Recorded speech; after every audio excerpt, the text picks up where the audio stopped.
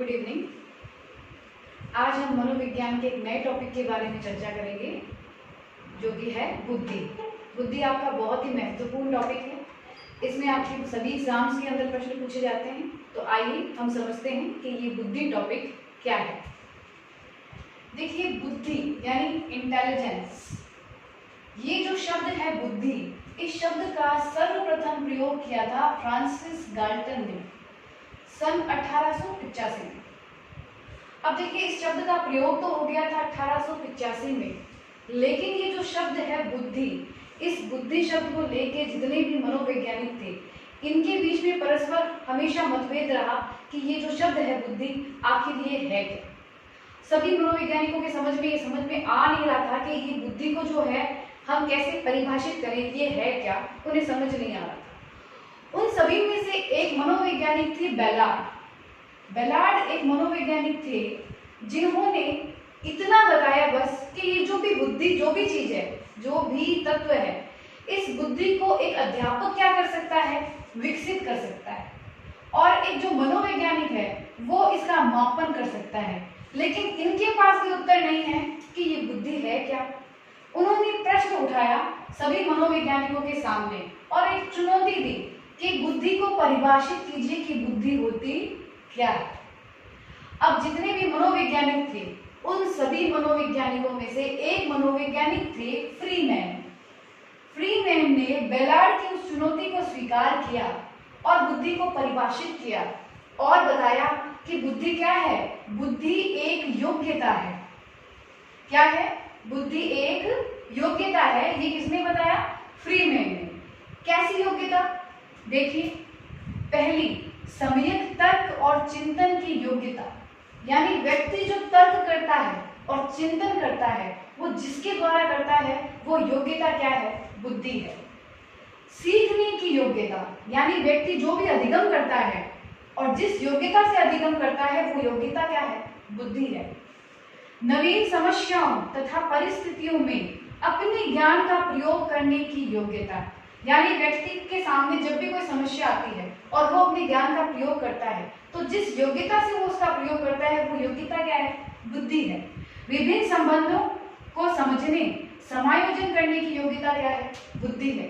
व्यक्ति के बहुत सारे संबंध होते हैं, वो परिवार समाज में रहता है, उन संबंधों को समझने और उसमें समायोजन की जो योग्यता होती है, वो योग्यता क्या है? बुद्धि है। सारभूत वस्तुओं की पहचान की योग्यता क्या है? बुद्धि है। व्यक्ति जितनी भी वस्तुएं आपके वातावरण में चारों तरफ कुछ न कुछ वस्तुएं विद्यमान होती है, उनको समझना ही की जो योग्यता होती है, वही क्या है? बुद्धि है। तो इन सभी का जो योग है, इन जितनी भी योग्यताओं का जो योग है, वो क्या है? बुद्धि है। ऐसा किसने बताया? फ्रीमैन। और देखिए, हमारी भारतीय परंपरा के अंदर भी बुद्धि को एक समाकलित बुद्धि का नाम दिया गया है। समाकलन का अर्थ है यहाँ पर बहुत सारी क्षमताओं का योग, यानी हमारी संवेगात्मक जो क्षमता है, हमारी संज्ञानात्मक जो क्षमता है, हमारी सामाजिक जो क्षमता है, हमारी उद्यमी जो क्षमता है, इन सभी का जो योग है, वो क्या है? बुद्धि है। तो इस प्रकार हम इस निष्कर्ष में निकलते हैं कि बुद्धि क्या है?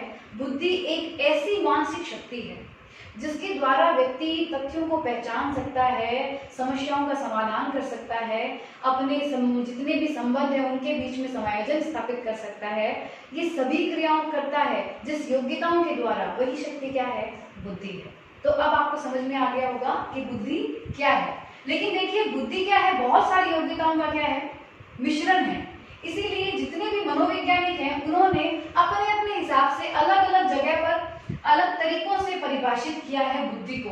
यहाँ पे देखो, मुख्य रूप से तीन बातों पर ध्यान दीजिए आप। एक तो चिंतन की योग्यता माना गया है, दूसरा जो इसे है वो उसे समायोजन की योग्यता माना गया है, और एक इसे अधिगम यानी सीखने की योग्यता माना गया है। तो इन तीनों के आधार पर मनोवैज्ञानिक अलग अलग रूप से इसे परिभाषित किए हैं।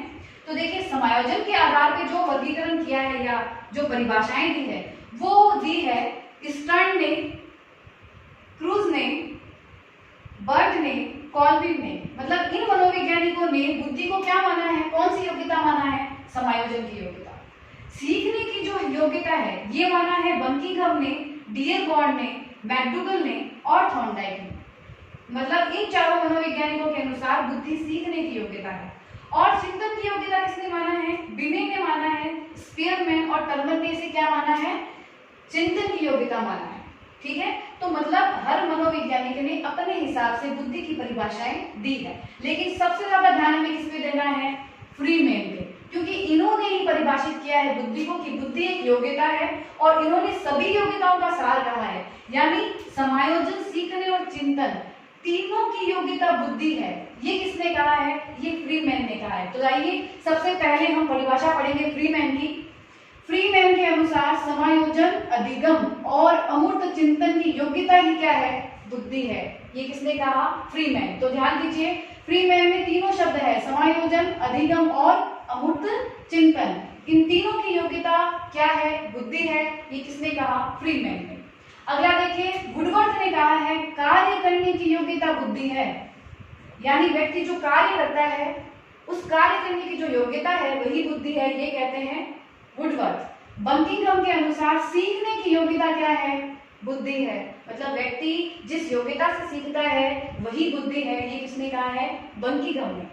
अगली परिभाषा देखिए, बर्ड के अनुसार बुद्धि में अच्छी तरह निर्णय, समर्थन तथा तर्क करने की योग्यता ही क्या है? बुद्धि है। ये कौन कहते हैं? बर्ड। यानी बर्ड की परिभाषा में आपको ध्यान देना है कि व्यक्ति अच्छी तरह निर्णय, समर्थन और तर्क करने की योग्यता बुद्धि है, ये कौन बता रहे हैं? मनोवैज्ञानिक बर्ड। अगली परिभाषा है टर्मन की, अमूर्त विचारों के विषय में सोचने की योग्यता क्या है?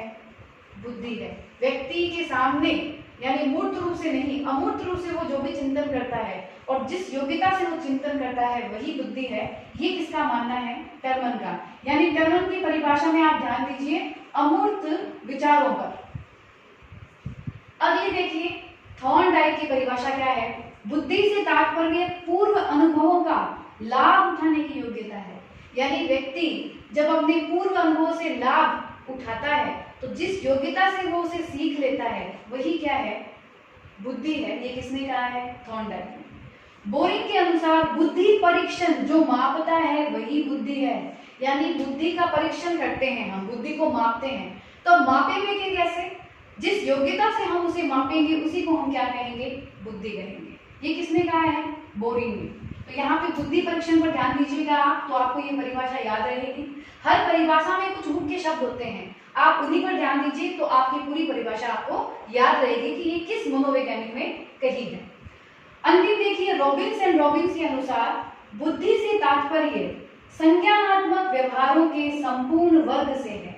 देखिए, संज्ञानात्मक व्यवहारों के संपूर्ण वर्ग, यानी हमारे संज्ञानात्मक व्यवहार क्या है? कल्पना, चिंतन, तर्क, समस्या समाधान, ये सभी क्या है? हमारे संज्ञानात्मक व्यवहार है, उनका संपूर्ण वर्ग क्या है? बुद्धि है। ऐसा कौन मानते हैं? Robins and Robbins. तो देखिए, ये है आपकी बुद्धि का अर्थ और बुद्धि की परिभाषाएं, आप इसका स्क्रीनशॉट ले सकते हैं। आगे चलते हैं, आगे हम पढ़ते हैं कि बुद्धि की क्या क्या विशेषताएं होती है।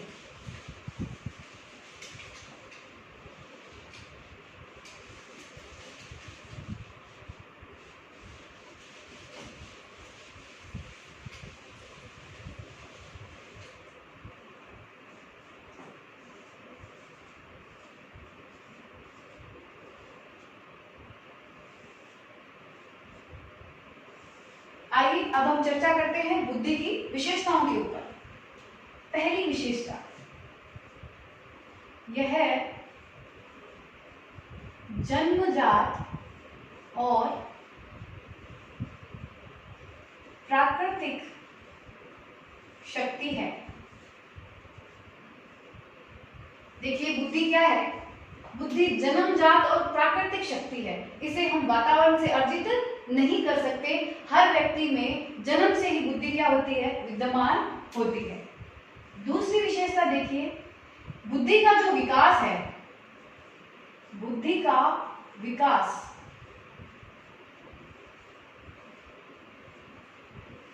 मध्य किशोर अवस्था तक हो जाता है। मध्य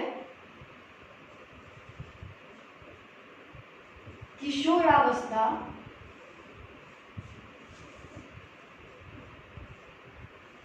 हो जाता है। ऐसा किसने कहा है? प्रिंटर ने कहा है।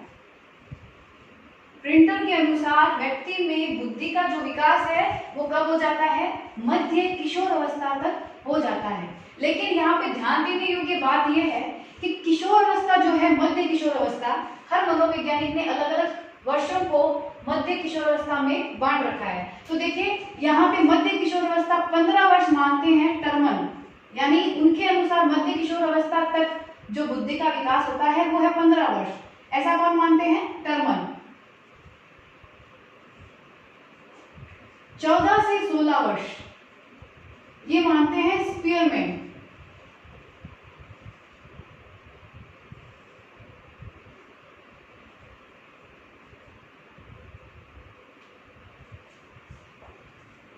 अगला देखिए 16 वर्ष मानते हैं क्रो एंड क्रो।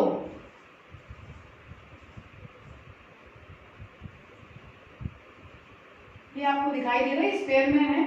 16 वर्ष मानते हैं क्रो एंड क्रो और 18 वर्ष से मानते हैं वॉटसन। यानी मध्य किशोर अवस्था अलग अलग मनोवैज्ञानिकों ने अलग अलग वर्ष बता रखी है, लेकिन बुद्धि का जो विकास है वो मध्य किशोर अवस्था तक हो जाता है और ये स्टेटमेंट है प्रिंटर का। आगे चलिए तीसरी, देखिए जन्म से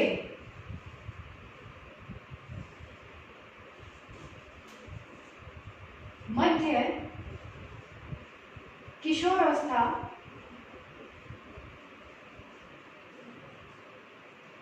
और किशोर अवस्था से लेकर मृत्यु तक व्यक्ति में जो बुद्धि का विकास होता है, पहले तो होता है लंबवत,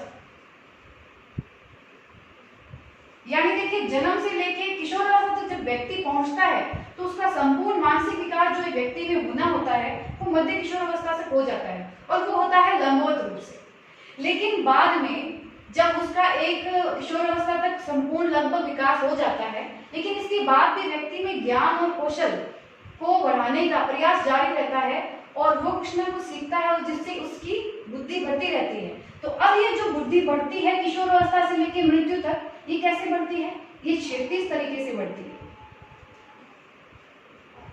मतलब यहाँ पर क्षैतिज विकास होता है और यहाँ पे लंबवत विकास होता है। किसका? बुद्धि का। आगे चलते हैं। यह एक इकाई नहीं बल्कि इकाइयों का समूह है।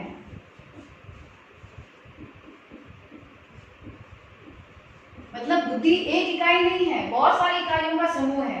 जैसे सीखने की योग्यता, समायोजन करने की योग्यता, अमूर्त चिंतन की योग्यता, सभी योग्यता यानी सभी इकाइयों का समूह है बुद्धि है, ये केवल एक इकाई नहीं है।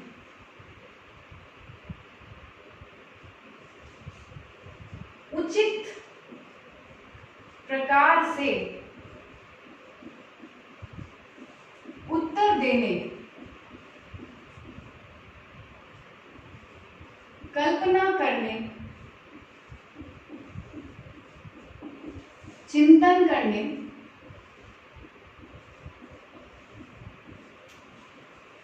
समस्या समाधान करने तथा समायोजन करने की योग्यता। बुद्धि क्या है कि देखिए व्यक्ति यदि उचित प्रकार से जो उत्तर देता है, कल्पना कर सकता है, चिंतन कर सकता है, समस्याओं का समाधान कर सकता है, अपने वातावरण में अपने जितने भी संबंध है उन संबंधों के साथ समायोजन स्थापित कर लेता है, तो ये जितनी भी योग्यता क्या है? बुद्धि है उस व्यक्ति के अंदर। अगला देखिए, यह है विकासशील तथा परिवर्तनशील है। बुद्धि विकासशील और परिवर्तनशील है। देखिए बुद्धि क्या होता है? बुद्धि के द्वारा व्यक्ति हमेशा कुछ न कुछ नया करता रहता है, यानी समस्याओं का समाधान करता है, समायोजन करता है, चिंतन करता है, कल्पना करता है, तर्क करता है।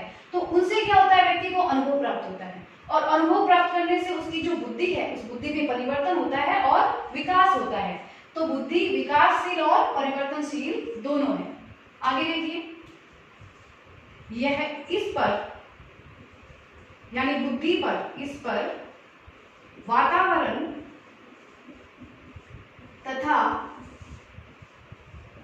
वंशानुक्रम दोनों का प्रभाव पड़ता है। देखिए, बुद्धि के ऊपर वातावरण और वंशानुक्रम दोनों का प्रभाव पड़ता है। देखो, बुद्धि होती तो जन्मजात है, लेकिन इस पे जो प्रभाव पड़ता है वो इन दोनों का पड़ता है, और उसमें भी सर्वाधिक जो प्रभाव पड़ता है वो वातावरण का पड़ता है। सभी मनोवैज्ञानिक अलग अलग मानते हैं, कुछ मनोवैज्ञानिक इसे उस पर वंशानुक्रम का प्रभाव मानते हैं, कुछ वातावरण का, कुछ वंशानुक्रम और वातावरण दोनों का प्रभाव मानते हैं। लेकिन सर्वाधिक रूप से बुद्धि पर जो प्रभाव पड़ता है वो किसका पड़ता है, वातावरण का पड़ता है, क्योंकि वो वातावरण में रह के ही सारी क्रियाएं करता है। बुद्धि एक व्यवहारात्मक रूप है, अपने जितने भी हमारी मानसिक योग्यताएं हैं, यानी हमारी मानसिक शक्तियां की जो भी आयाम होते हैं, कल्पना करना, चिंतन करना, समस्या समाधान करना, समायोजन करना, इनका जो हम व्यवहारात्मक रूप प्रयोग करते हैं वही क्या है, वो बुद्धि है, वो हमें वातावरण प्रदान करता है, और उस वातावरण में रह के ही हम उसका प्रयोग करते हैं। इससे क्या होता है, इन सब चीजों का विकास होता जाता है। तो वातावरण बहुत बड़ा फैक्टर है जो बुद्धि को प्रभावित करता है। तो आप ध्यान रखिए, सर्वाधिक प्रभावित जो करता है वो वातावरण करता है बुद्धि। अगला देखिए, लिंग विभिन्नता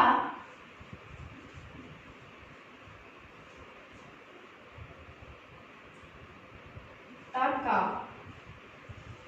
कोई प्रभाव नहीं पड़ता। देखिए, बुद्धि के ऊपर लिंग विभिन्नता का कोई प्रभाव नहीं पड़ता, यानी बालक हो या बालिका, उनपे बुद्धि का कोई प्रभाव नहीं पड़ता। यानी ऐसा नहीं है कि लड़का है तो उसमें बुद्धि ज्यादा होगी और लड़की है तो बुद्धि कम होगी। हम बहुत बार ये सुनते हैं कि लड़कियों में बुद्धि कम होती है, ऐसे हमारे सिर्फ लैंगिक पूर्वाग्रह है, और ऐसी कोई बात होती है बुद्धि का, ऐसी कोई बात नहीं होती है। बुद्धि का लिंग के ऊपर कोई प्रभाव नहीं पड़ता है, सभी में समान रूप से जन्मजात बुद्धि पाई जाती है। अगला देखिए, बुद्धि एक अमूर्त संप्रत्यय है।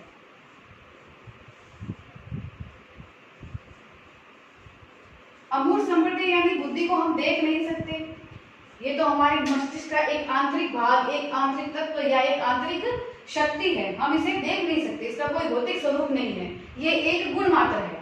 तो क्या है, बुद्धि एक अमूर्त संप्रत्यय है। आगे चलते हैं, इसका स्क्रीनशॉट ले लीजिए, आगे की विशेषताएं हम आगे पढ़ेंगे।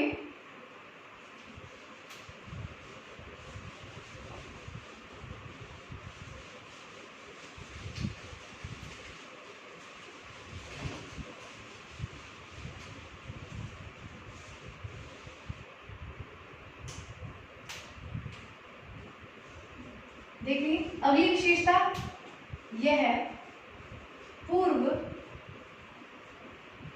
अनुभवों से लाभ उठाने की योग्यता है।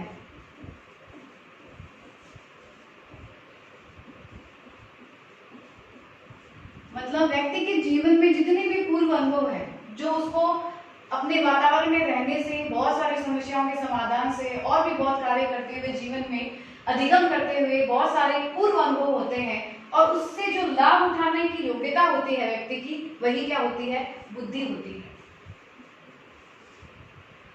अच्छा बुरा, सत्य असत्य,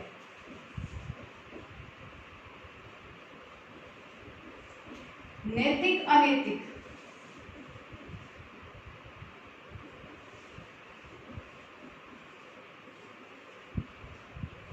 में अंतर करने की योग्यता।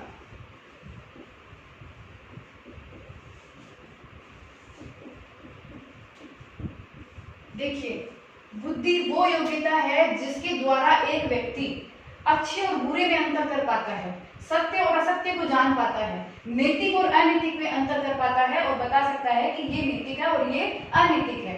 अब जिस योग्यता के द्वारा व्यक्ति ये सब अंतर कर पाता है वही योग्यता क्या है? बुद्धि है। अगली जो विशेषता है वो बहुत महत्वपूर्ण विशेषता है, उसको ध्यान से पढ़िए। प्रतिभा, स्मृति, कौशल, ज्ञान बुद्धि नहीं है,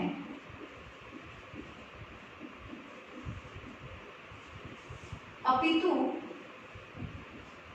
पक्ष है। ज्ञान का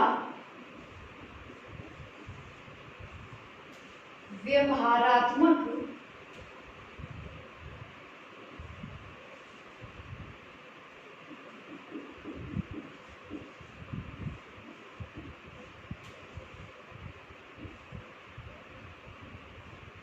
रूप बुद्धि है।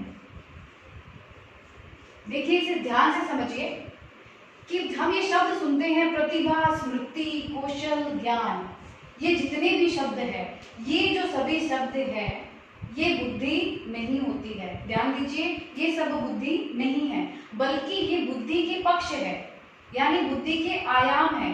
कौशल को देखो हम अभ्यास के द्वारा अर्जित करते हैं, स्मृति हर व्यक्ति में अलग अलग होती है, प्रतिभा भी हर व्यक्ति की अलग होती है, ज्ञान विद्यमान होता है। तो ये जो चीजें हैं ये सभी बुद्धि के आयाम है, या फिर हम कह सकते हैं बुद्धि के पक्ष है, लेकिन ये बुद्धि नहीं है। ज्ञान और बुद्धि के अंदर बहुत घनिष्ठ संबंध होता है। देखिए क्या कि ज्ञान का जो व्यवहारात्मक रूप है वही क्या है? बुद्धि है। यानी हर व्यक्ति के अंदर ज्ञान है, ज्ञान के व्यवहारात्मक रूप के जो होता है वही बुद्धि होती है। यानी हम बुद्धि के द्वारा ज्ञान को बढ़ा सकते हैं। बुद्धि वो व्यवहारात्मक रूप है जो ज्ञान का प्रयोग करती है, जिससे कि क्या होता है? ज्ञान में वृद्धि होती है। तो हम इन्हीं सभी क्षमताओं को बुद्धि के द्वारा क्या कर सकते हैं? विकसित कर सकते हैं। लेकिन ये सभी जो क्षमताएं हैं या ये जो भी आयाम या पक्ष है ये बुद्धि नहीं है। तो इस बात का आप ध्यान रखें। और अंतिम जो विशेषता है, बुद्धि वह तत्व है जिससे व्यक्तिक विभिन्नताएं पाई जाती है।